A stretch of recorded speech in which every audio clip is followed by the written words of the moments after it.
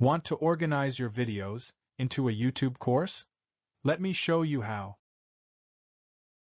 Open YouTube Studio desktop version. In the top right corner, click Create, then select New Course. In the course window, enter the course title.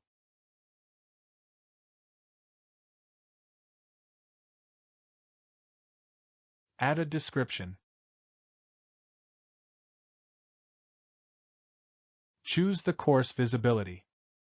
Now add videos to the course.